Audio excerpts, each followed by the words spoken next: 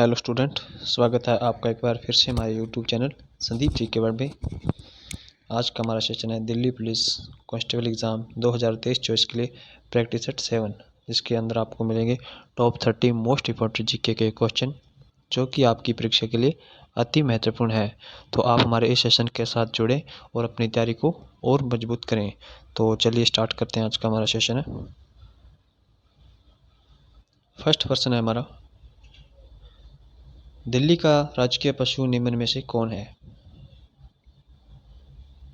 तो right option हो जाएगा बी, नीलगाय है वो दिल्ली का राजकीय पशु है, ऑप्शन नंबर बी। नेक्स्ट है, दिल्ली के प्रथम मुख्यमंत्री कौन बने थे? चौधरी ब्रह्मा प्रकाश यादव, या गुरमुख निहाल सिंह, या मदन लाल खुराना, या साहिब सिंह वर्मा। तो प्रथम मुख्यमंत्री बने थे चौधरी ब्रह्मा प्रकाश यादव, ऑप्शन नंबर ए इस क्वेश्चन का एकदम राइट आंसर है। जबकि गुरमुख निहाल है वो द्वितीय सीएम बने थे दिल्ली के, और मदन लाल खुराना है ये बनते हैं तीसरे मुख्यमंत्री, और साहिब सिंह है वे चतुर्थ या फिर चौथे मुख्यमंत्री बनते हैं दिल्ली के। तो आपको इन चारों पॉइंटों को नोट करना है। नेक्स्ट क्वेश्चन है हमारा, दिल्ली का वह सुल्तान जिसने सभी सैनिक और गैर सैनिक अधिकारियों को नगद वेतन के बदले भूमि प्रदान की, कौन था? अलाउद्दीन खिलजी, कुतुबुद्दीन ऐबक, इल्तुतमिश, या बलबन। तो वह सुल्तान था option number C, Iltutmish. Next question है, दिल्ली के किस सुल्तान को लाख बख्श की उपाधि दी गई? गजनवी को, कुतुबुद्दीन ऐबक को, मोहम्मद गोरी, या मोहम्मद बिन तुगलक को। तो लाख बख्श की उपाधि है वो कुतुबुद्दीन ऐबक को दी गई थी, ऑप्शन नंबर बी इस क्वेश्चन का एकदम राइट आंसर है। यह वही है जो लाहौर से अपनी राजधानी दिल्ली लेकर आया। इसी ने दिल्ली भारत की जो प्रथम मस्जिद थी कुबत उल इस्लाम, उसका दिल्ली में निर्माण करवाया, तथा कुतुब मीनार का निर्माण करवाने वाला भी यही था। तो आपको कुतुबुद्दीन ऐबक के बारे में जितने भी पॉइंट हैं उन सभी को नोट करना है। परीक्षा में कुतुबुद्दीन ऐबक से संबंधित प्रश्न हर एक परीक्षा के लिए पूछे जाने वाले महत्वपूर्ण प्रश्न हैं। तो आगे बढ़ते हैं। प्राचीन साहित्य अभिज्ञान शकुंतलम का रचनाकार कौन था?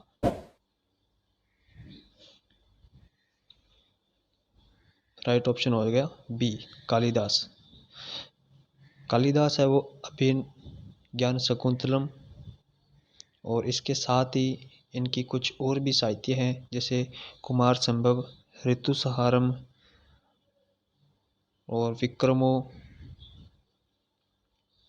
वर्षियम, तथा रघुवंशम मेघदूत। ये सभी इनकी ही रचनाएं हैं।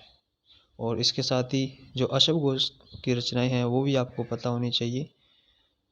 तो अशोक घोष की रचना का नाम है सारीपुत्र प्रकरण। और भास्कराचार्य जी की जो रचनाएं हैं वो है लीलावती या सिद्धांत शिरोमणि, और सुबंधु की रचना का नाम है वासवदत्ता। तो ये कुछ महत्वपूर्ण जो साहित्य थे, इनके परीक्षा में लेखकों के बारे में पूछा जाता है, या इनके नाम देकर जो साहित्य है वो पूछ लिए जाते हैं। तो आपको इन दोनों ही बातों का विशेष ध्यान रखना है, और किस साहित्यकार ने कौन सा साहित्य लिखा है आपको यह भी पता होना चाहिए। नेक्स्ट क्वेश्चन है, पनिहारी भारत के किस राज्य का प्रमुख लोक नृत्य है? राजस्थान का, गुजरात का, उत्तर प्रदेश का, या बिहार का? राइट ऑप्शन है ए, राजस्थान का। राजस्थान में पनिहारी के अतिरिक्त घूमर है वो सर्वाधिक प्रचलित है। कठपुतली, शंकरिया आदि प्रमुख लोक नृत्य हैं। जबकि गुजरात के गरबा, डांडिया ये सभी प्रमुख लोक नृत्य है।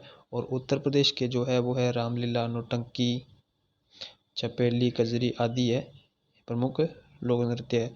और बिहार के आप सभी को पता ही है, सोहराई,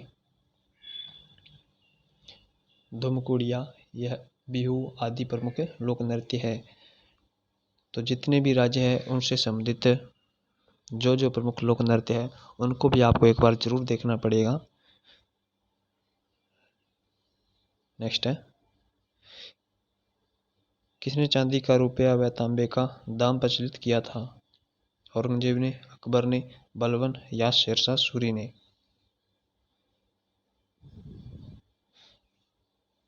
तो राइट ऑप्शन है डी, शेरशाह सूरी द्वारा चांदी का, रुपया व तांबे का दाम प्रचलित किया गया था, जबकि बलबन के द्वारा चांदी का टका तथा तांबे का जितल प्रचलित किया गया था।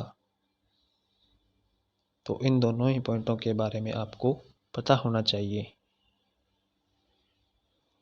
कई बार परीक्षा में पूछ लिया जाता है शेरशाह सूरी का जो वास्तविक नाम था वो क्या था? तो इसका जो वास्तविक नाम था वो था फरीद, और इसे शेरशाह सूरी है वो नाम किसने दिया? तो ये नाम दिया था बाबर खान लाहौरी, जो कि बंगाल का गवर्नर था। इसने ही शेरशाह सूरी है यह उपाधि फरीद को दी थी। तो यह इस सीरीज का मोस्ट इम्पोर्टेंट क्वेश्चन है, इसे आप एक बार जरूर नोट करेंगे। नेक्स्ट है, प्रमुख वाद्य यंत्र सितार का वादक निम्न में से कौन था? तो सितार का प्रमुख वादक हो जाएगा पंडित रवि कृष्ण।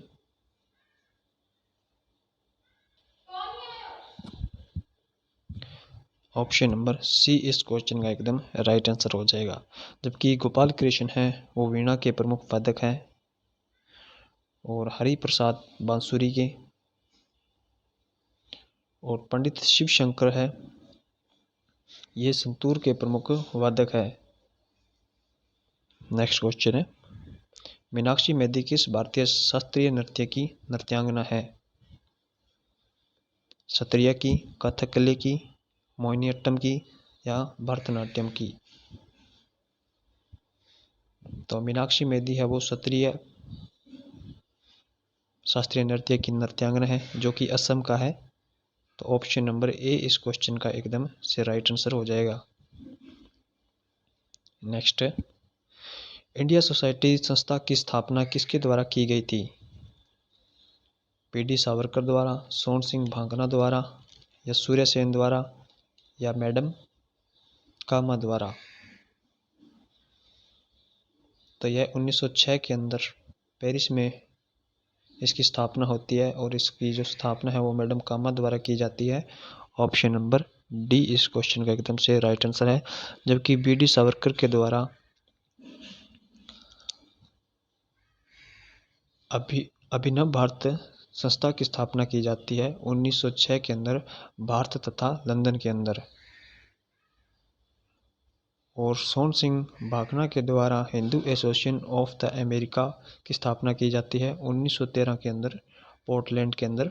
जबकि सूर्य सेन के द्वारा भारतीय गणतंत्र सेना संस्था की स्थापना की जाती है 1930 के अंदर चट्टगांव के अंदर। तो ये कुछ महत्वपूर्ण संस्थाएं थी जिनके की संस्थापक है। तो कुछ जो महत्वपूर्ण संस्थाएं हैं उनको आपको नोट करना है। नेक्स्ट है, सेंट्रल हिंदू कॉलेज संस्था की स्थापना किसके द्वारा की जाती है?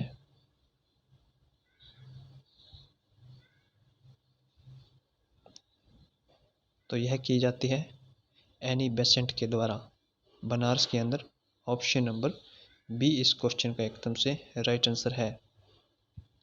जबकि डेविड हेयर के द्वारा हिंदू कॉलेज की स्थापना की जाती है।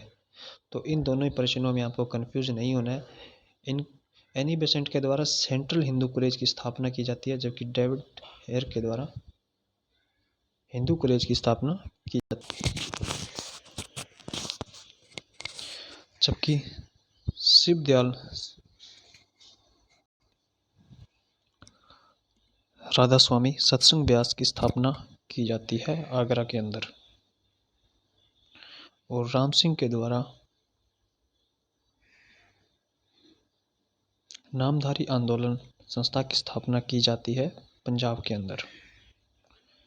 तो आई होप आपको ये चारों पॉइंट क्लियर हो गए होंगे। नेक्स्ट क्वेश्चन है हमारा, एज ऑफ कंसेंट एक्ट अधिनियम कौन लेकर आया? लैंसडाउन, नॉर्थब्रुक, एलेनब्रो या इरविन।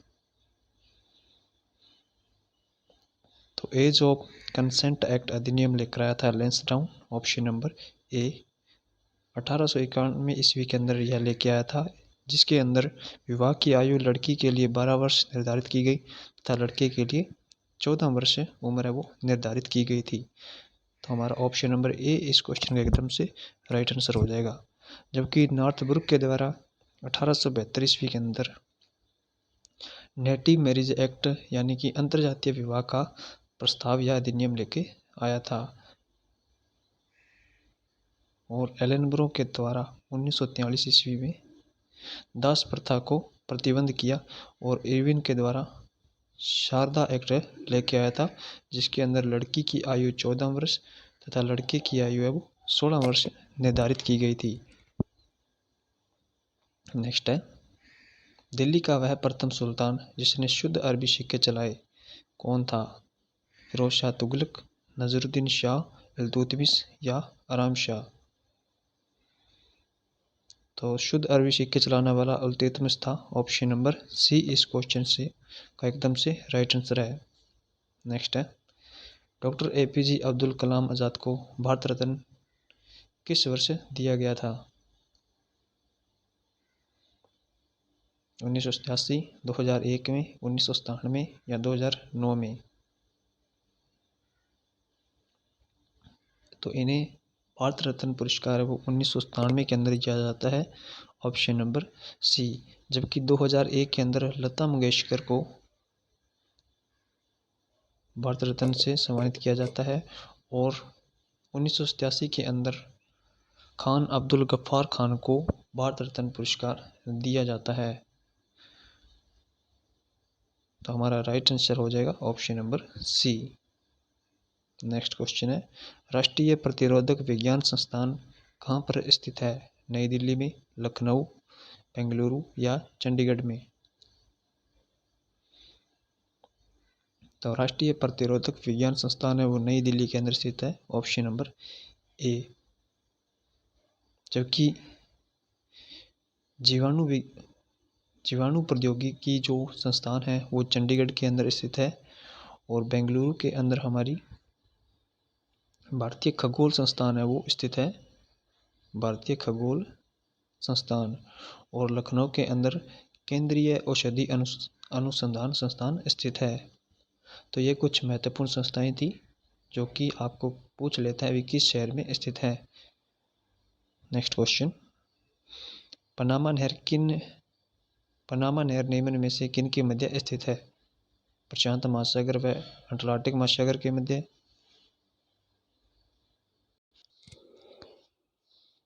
लाल सागर व भूमध्य सागर के मध्य, उत्तरी सागर एवं बाल्टिक सागर के मध्य या बाल्टिक सागर व सफ़ेद सागर के मध्य। तो हमारा राइट आंसर है ऑप्शन नंबर ए, प्रशांत महासागर व अटलांटिक महासागर के मध्य पनामा नहर स्थित है। तो राइट ऑप्शन हो गया ए। लाल सागर व भूमध्य सागर को स्वेज नहर अलग करती है, जबकि उत्तरी सागर एवं बाल्टिक सागर को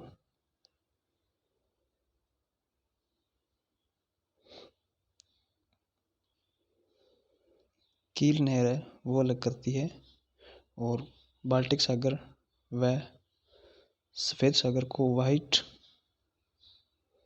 सी कैनाल अलग करती है। तो यह कुछ प्रमुख नहरें हैं जो कि किन किन सागर या महासागरों को अलग करती है, आपको इनके बारे में पता होना चाहिए। नेक्स्ट क्वेश्चन है हमारा, पूर्व का स्कॉटलैंड किसको कहा जाता है?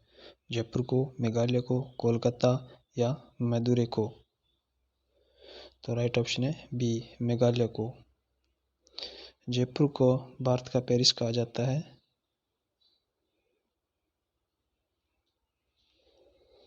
और कोलकाता को डायमंड हार्बर कहा जाता है और मदुरै को त्योहारों का देश कहा जाता है। मदुरै है वो तमिलनाडु के अंदर स्थित है। तो हमारा राइट ऑप्शन है बी। नेक्स्ट क्वेश्चन, उड़िया की जगह उड़ीसा शब्द किस संविधान संशोधन द्वारा बदला गया?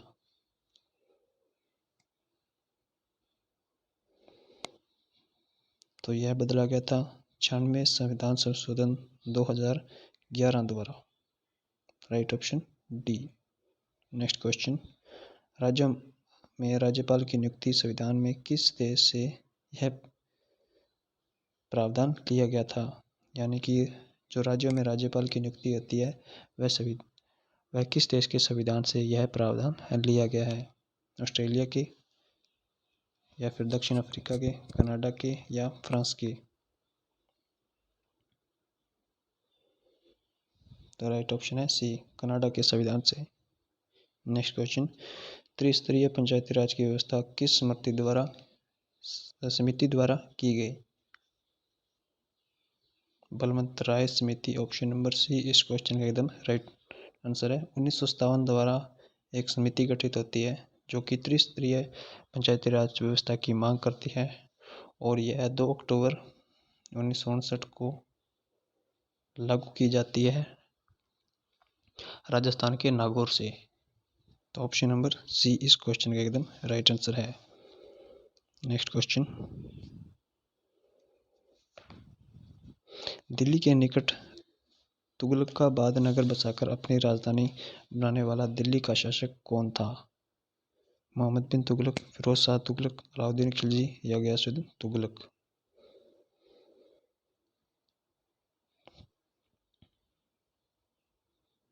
तो राइट ऑप्शन है option number D, Ghiyasuddin Tughlaq. Next question, राज्य के महाधिवक्ता की नियुक्ति कौन करता है? राज्यपाल, मुख्यमंत्री, प्रधानमंत्री, या राष्ट्रपति? तो जो राज्य के महाधिवक्ता की नियुक्ति करता है वो राज्यपाल के द्वारा होती है, ऑप्शन नंबर ए।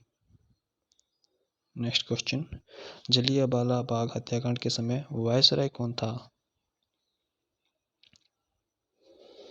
तो आप सभी को पता है जो जलियांवाला बाग हत्याकांड हुआ था वो 13 अप्रैल 1919 को होता है, और उस समय वायसराय था Lord Chelmsford. Option number D इस क्वेश्चन का एकदम राइट आंसर है। ललित है वो 1942 के भारत छोड़ो आंदोलन के समय वायसराय था। डफरिन है वो 1985 के जब भारतीय राष्ट्रीय कांग्रेस की स्थापना होती है उस समय वायसराय था। और लॉर्ड हार्डिंग है वो 1911 के समय जब बंगाल की जगह दिल्ली को नई राजधानी बनाया जाता है उस समय वायसराय था। तो आपको इन चारों पॉइंटों को नोट करना है। Very very most important question है ये। Next question, British house of Commons का चुनाव किस भारतीय ने लड़ा व जीता? दादा भाई नौरोजी ने, लाला लाजपत राय ने, मोतीलाल नेहरू, या श्यामजी कृष्ण वर्मा ने?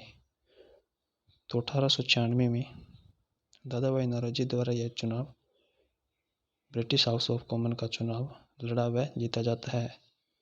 यह प्रथम भारतीय थे जो ब्रिटिश संसद में गए थे, और इन्हें ग्रैंड ओल्ड मैन भी कहा जाता है। तो ऑप्शन नंबर ए इस क्वेश्चन का एकदम राइट आंसर है। नेक्स्ट है, भारत छोड़ो प्रस्ताव का मसौदा तैयार किया था? जवाहरलाल नेहरू ने, अबुल कलाम आज़ाद, वल्लभ भाई पटेल ने, या महात्मा गांधी ने? तो भारत छोड़ो का प्रस्ताव है वो अबुल कलाम आज़ाद द्वारा तैयार किया जाता है, ऑप्शन नंबर बी।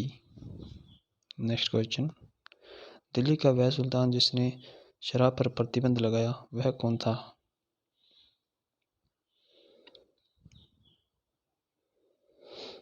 तो वह था Alauddin Khilji, option number D. Jahangir द्वारा तंबाकू के प्रसार पर रोक लगाया जाता है, यह भी आपको इसके साथ नोट करना है। कई बार परीक्षा में पूछ लिया जाता है, वह शासक बताओ जिसने दक्षिण भारत में तंबाकू का प्रसार रोक दिया था? तो वह भी जहांगीर हो जाएगा, option number D, sorry C. और हमारा जो दिल्ली का सुल्तान है वो हो जाएगा ऑप्शन नंबर डी।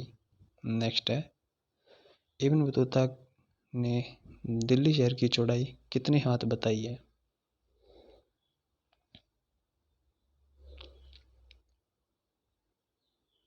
तो यह बताई थी 11 हाथ, ऑप्शन नंबर ए इस क्वेश्चन का एकदम राइट आंसर है। इब्न बतूता जो कि भारत की डाक व्यवस्था को देखकर आश्चर्यचकित हो जाता है, इसने दिल्ली के 28 दरवाज़ों का वर्णन किया है, और यह दिल्ली में काजी के पद पे 8 साल कार्य करता है। और चीन के राजदूत के रूप में भी एवं बतूता की नियुक्ति होती है। तो ये सभी बातें वो आपको एवं बतूता के बारे में एक एक पॉइंट है वो पता होना चाहिए। नेक्स्ट क्वेश्चन है, दिल्ली में किस सूफी संत की दरगाह स्थित है? ख्वाजा मोइनुद्दीन चिश्ती की, शेख निजामुद्दीन औलिया की, शेख मोइनुद्दीन चिश्ती या ख्वाजा बख्तियार काजी की?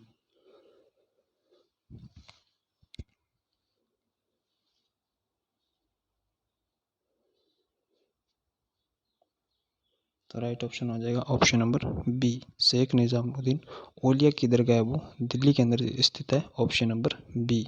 नेक्स्ट क्वेश्चन है, दिल्ली का चिराग नहीं बल्कि पूरे विश्व का चिराग है, किसके लिए कहा गया है? निजामुद्दीन औलिया के लिए या शेख हमीदुन नागौरी के लिए या बाबा फरीद या सलीम चिश्ती के लिए?